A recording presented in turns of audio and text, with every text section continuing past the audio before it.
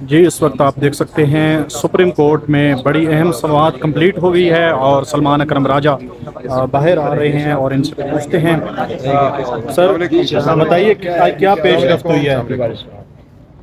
جی جناب. سلمان جی اکرم راجہ صاحب بتائیے گا آج مخصوص نشستوں کے حوالے سے کیا اہم پیش رفت ہوئی ہے اور آج آپ کے جو دلائل تھے اور ججز کی طرف سے جو ریمارکس ہے اس کے اوپر کیا کہیں گے؟ دیکھیں دلائل تو آئین اور قانون کے مطابق تھے. ہم نے یہی گزارش کی اور بات میری نظر میں تو بالکل واضح ہے کہ الیکشن 2024 پہ ایک حملہ ہوا. یہ حملہ اسی نوعیت کا حملہ تھا جیسے پہلے پاکستان کی افسوسناک تاریخ میں حملے ہوتے رہے ہیں. ہمارے الیکشنوں پہ ہوتے رہے ہیں, ہماری اسمبلیوں پہ ہوتے رہے ہیں.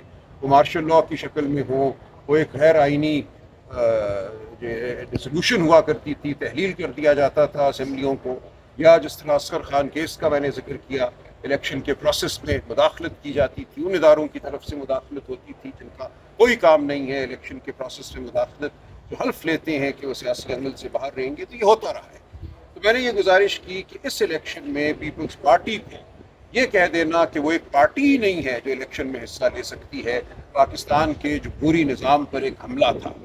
اور جو اکثریتی فیصلہ ہے, اور اس میں مندوخیل صاحب اور فیضیسہ صاحب کے فیصلے کو بھی شامل کرتا ہوں, اور بڑی حد تک چیف جسٹس یحییٰ آفریدی کے فیصلے کو بھی, ان سب نے یہ تسلیم کیا کہ فروری 2024 کا جو الیکشن تھا وہ ایک جبر کے ماحول میں ہوا, ایک ایسے ماحول میں ہوا جب آئین اور قانون کے مطابق جو حقوق دیے گئے ہیں پاکستان کے شہریوں کو ووٹ ڈالنے کے, جو حقوق حاصل ہیں تمام پارٹیوں کو بشمول پی ٹی آئی, وہ حقوق سلب کر لیے گئے تھے.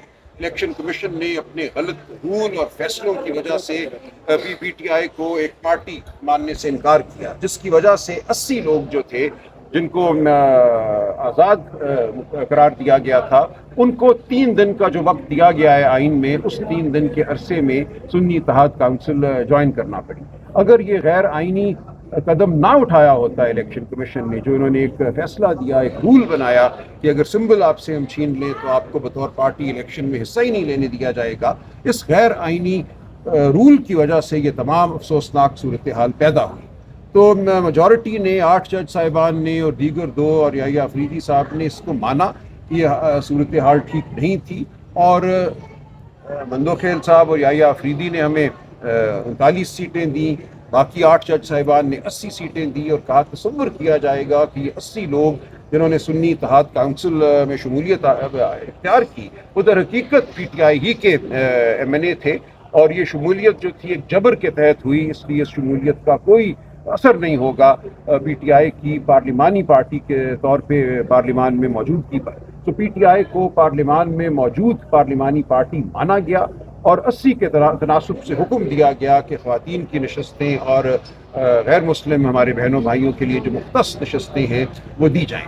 تو آج یہ بات ہم نے آگے بڑھائی. جو تکنیکی نوعیت کے اعتراضات تھے کہ پی ٹی آئی عدالت کے سامنے باضابطہ طور پہ موجود نہیں تھی, اپیل یا پٹیشن تو سنی اتحاد کونسل نے فائل کی تھی, وغیرہ وغیرہ, ان سب کا جواب اس طرح دیا گیا کہ یہ معاملہ بنیادی حقوق کا معاملہ تھا. الیکشن کا عمل, اس میں ووٹ ڈالنے کا عمل, اس میں ایک سیاسی پارٹی کی شمولیت, کے تمام بنیادی حقوق کے معاملات ہیں. اور جب بنیادی حقوق کو تلف کیا جاتا ہے تو آئین کے آرٹیکل 184(3) کے تحت کورٹ کا یہ فرض بن جاتا ہے, اس کے سامنے خواہ اپیل ہو یا کوئی اور پٹیشن, کسی بھی معاملے میں آئین کے جو بنیادی حقوق ہیں ان کو سربلند کرنا, ان کا اطلاق کرنا ضروری ہے. اور ایسے میں یہ نہیں دیکھا جاتا کہ کون عدالت کے سامنے موجود ہے, کون موجود نہیں ہے, کیونکہ یہ پاکستان کے 25 کروڑ عوام کے حقوق ہیں. عدالت نے ان کے حقوق کا تحفظ کرنا ہے. کہ ہرگز نہیں کہا جا سکتا کہ آپ نے اپنی پٹیشن میں یہ جملہ نہیں لکھا, آپ نے یہ استدعا نہیں کی اس لیے ہم آپ کو ریلیف نہیں دیں گے. ریلیف پی ٹی آئی کو نہیں دی گئی. جو فیصلہ دیا گیا ہے وہ پاکستان کے عوام کے حق میں دیا گیا ہے, جمہوریت کے حق میں دیا گیا ہے. یہ آج ہماری گزارشات تھیں اور عدالت نے توجہ سے آج سنی ہے. ظاہر ہے عدالت کی جانب سے سوالات ہوتے ہیں, ان سوالات کے جواب دیے, اور پیر والے دن انشاءاللہ یہ گزارشات جاری رہیں. سر کل ایک فاضل جج نے کہا تھا کہ آپ ان سیٹوں کے حوالے سے اگلے الیکشن کی تیاری کریں, تو اس میں آپ کو لگتا ہے کہ یہ سیٹیں ملیں گی؟ دیکھیں میں کچھ نہیں کہنا چاہتا کہ کیا ہوگا. دیکھیں وہ تو جج صاحب جو ہیں ان کا تو پہلے جو فیصلہ ہے وہ بالکل واضح ہے.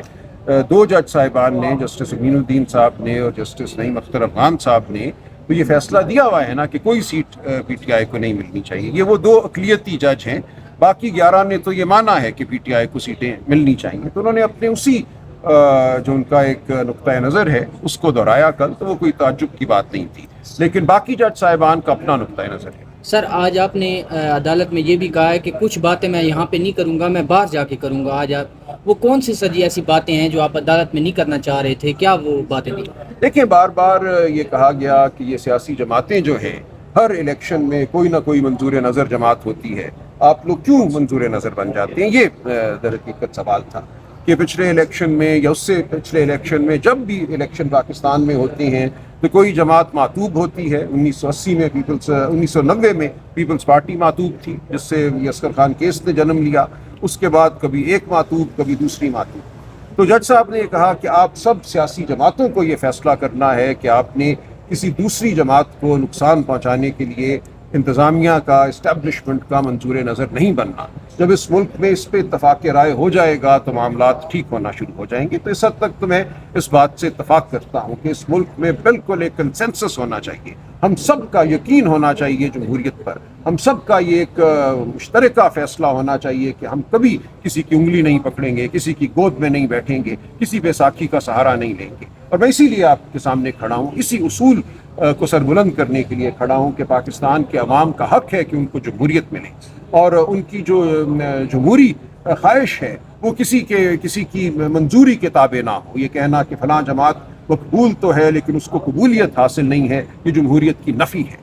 تو یہ بات کی انہوں نے کہا کہ آپ سب کو یہ عزم کرنا چاہیے. لیکن دیکھیں, اس کا ایک دوسرا پہلو بھی ہے, ایک دوسرا رخ بھی ہے. اس ملک میں شروع سے سن 48 میں کہوں گا سے یہ ہو رہا ہے کہ جو جمہوری مزاج والی جماعتیں ہیں, جب کوئی جماعت جمہوریت کا ذکر کرتی ہے تو اس پہ حملہ کر دیا جاتا ہے, اس کو ختم کر دیا جاتا ہے, اور رہنے ہی ان جماعتوں کو دیا جاتا ہے بالآخر جو بیساکھی لے کر چلتی ہیں, جو گود کی منتظر رہتی ہیں, جو انگلی پکڑنے کے لیے تیار رہتی ہیں. تو اس ملک میں شروع دن سے ایک فیصلہ کر لیا گیا کہ ہم نے جمہوریت کو اس ملک میں جڑ نہیں پکڑنے دینا. جتنے جمہوری لوگ ہیں ان کو جیلوں میں ڈالا گیا, ان کو مارا پیٹا گیا. بہت سے لوگ, سینکڑوں آپ دیکھیے گا کہ جیلوں میں مر گئے. بہت سے ہیں جو گم ہو گئے, گم شدہ ہیں, آج تک ان کے پیارے ان کی لاش ڈھونڈتے پھرتے ہیں. تو اس ملک میں ایسا نہیں ہے کہ صرف سیاسی جماعتیں منتظر ہیں کہ ہماری طرف جو ہے وہ نظر کرم اٹھے اور ہم آگے جا کر جھک جائیں.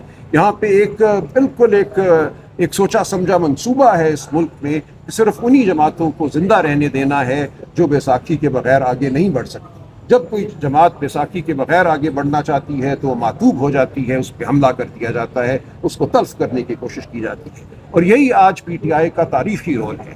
اس تمام تر حملے کے باوجود پی ٹی آئی کھڑی ہوئی ہے, پی ٹی آئی کے کارکن کھڑے ہیں, پی ٹی آئی کے ووٹر کھڑے ہیں, پی ٹی آئی کے لیے بولنے والے کھڑے ہیں. ہم جبر کی آنکھوں میں آنکھیں ڈال کر بول رہے ہیں. ہم کھڑے رہیں گے اور ہم اس علم کو بلند کیے رکھیں گے کہ اس ملک کے عوام میں یہ خواہش ہے کہ اس ملک میں جمہوریت ہو, اور ہم جمہوریت کے بغیر آگے نہیں بڑھیں گے. دیکھیں, جمہوریت کیا ہے؟ جمہوریت عزت نفس کا نام ہے. اگر آپ میرے فیصلے کو, میرے ووٹ کو رد کرتے ہیں تو آپ بطور انسان مجھے رد کر رہے ہیں. آپ یہ کہہ رہے ہیں کہ میرے ووٹ کی کوئی وقت نہیں ہے, کوئی عزت نہیں ہے. اس کا یہ مطلب ہے کہ میری کوئی وقت نہیں ہے, میری کوئی عزت نہیں ہے. تو یہ ہماری خودداری کا تقاضا ہے کہ ہم جمہوریت کے لیے آواز بلند کریں. اور جب ہم جمہوریت کو ڈوبنے دیتے ہیں تو ہوتا کیا ہے اس ملک میں؟ اس ملک میں یہی ہوتا ہے کہ اشرافیہ کے گنے چنے منظور نظر لوگ ڈیرا ڈالتے ہیں اسٹیبلشمنٹ کے ارد گرد. وہ فیصلے کرواتے ہیں جو انسان دشمن ہوتے ہیں, جو غریب دشمن ہوتے ہیں. اسی لیے آج اس ملک میں یہ صورتحال ہے کہ 15 سال کی عمر کے 40 سے 50% بچے ایسے ہیں جو کسی بھی اسکول میں نہیں جاتے, اور جو جاتے بھی ہیں وہ ایک پیرا نہیں لکھ سکتے کسی بھی زبان میں جو مربوط ہو.